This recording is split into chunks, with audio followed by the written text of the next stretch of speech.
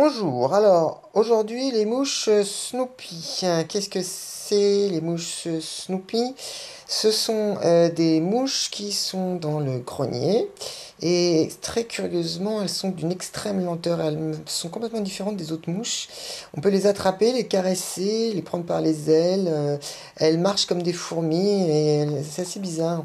Leur genèse, d'où elles viennent, pourquoi elles sont comme ça? Est-ce que c'est des mouches ordinaires qui sont devenues Snoopy?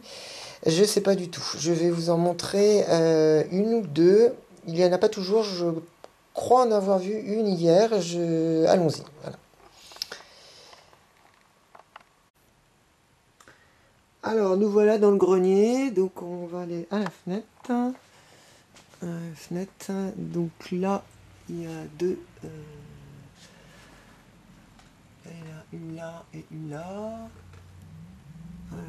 Voilà, ici. Alors, est-ce une mouche Snoopy? On va le voir tout de suite. Là, on voit une araignée. Là, elle est toute petite, à côté de la mouche Snoopy. Alors, voyons voir comment elle réagit.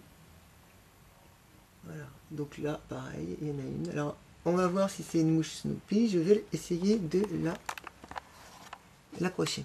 Voilà, et elle ne bouge pas. Alors, vous voyez mon doigt. Voilà. Non, celle-là bouge, elle n'est pas encore Snoopy. Donc celle-ci. Alors, celle-là. Voilà, donc celle-ci n'est pas Snoopy.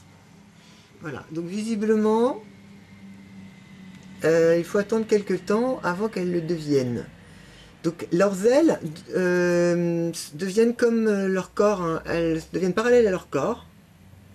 Et lorsque je les approche, donc là vous voyez déjà elle réagit très peu, mais lorsque je les approche, elles vont sur le doigt, elles ne peuvent même plus voler.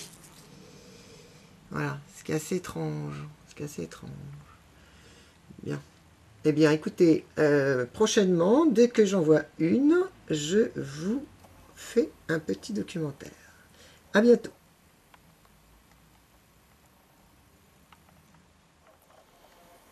Alors aujourd'hui, suite des mouches Snoopy, nous suivons donc l'évolution des mouches normales en mouches Snoopy. Si l'hypothèse s'avère validée, donc nous allons les voir. Donc là on a la fenêtre et nous en avons donc ici une qui est en phase de mutation. La deuxième ici, et en l'air je crois qu'il y a une troisième. Donc elle change de forme, elle s'allonge, les ailes se replient. Et ce qui est étrange dehors là, c'est pas l'intérieur, on voit une mouche extérieurement, qui elle s'est fait prendre dans une toile d'araignée, il n'y a pas d'araignée. A l'inverse, ici il y a beaucoup d'araignées et les mouches vagabondent tranquillement, sans problème. Voilà. Donc celle-là commence à ralentir, elle sera probablement bientôt prête. Voilà. Elle est là. Voilà. Alors je vous dis à bientôt pour parler de ces demoiselles. Hello. Suite mouche. Mouche Snoopy. Donc nous étudions des mouches avec une hypothèse, c'est que certaines mouches vigoureuses deviennent des créatures complètement différentes. Les ailes, le corps, tout change dans leur comportement. Et là, je vais vous montrer donc des mouches qu'on a enregistrées il y a peu de temps, il y a quelques jours. Voici comment elles deviennent. La cause, je l'ignore. L'hypothèse, c'est que ce sont les mêmes mouches qui vont se transformer en fonction de certaines circonstances. Nous sommes ici dans un grenier, tout ce qui est de plus simple. Dans ce grenier, il y a des tégénaires, c'est-à-dire des araignées, des grosses araignées, il y en a beaucoup. Et la cause de ce phénomène de mutation, de pseudo-mutation est donc ignorée. Alors je vais vous montrer. Là, en voici donc... attendez, là. je vais prendre laquelle. Mettons que je vais prendre celle-ci. Voilà. Vous allez voir, je mets mon doigt. Et je peux la caresser tranquillement. Vous voyez, elle ne s'envole pas. Ah, là, elle commence à bouger encore un peu. Celle-ci, à gauche, peut-être ne bougera même pas. Vous voyez ces ailes, comment elles sont? Regardez les ailes. Là.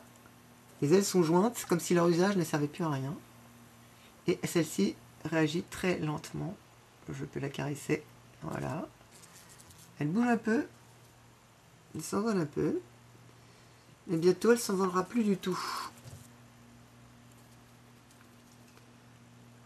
Voilà. Et à côté, vous en avez une autre. Qui, elle, semble beaucoup plus active. Voilà. C'est une jeune. A priori. Bien. Nous en avons... Donc ici, vous voyez, celle-ci a les ailes un peu plus écartées. Donc elle est un peu plus vigoureuse, probablement. Voilà, elle bouge davantage.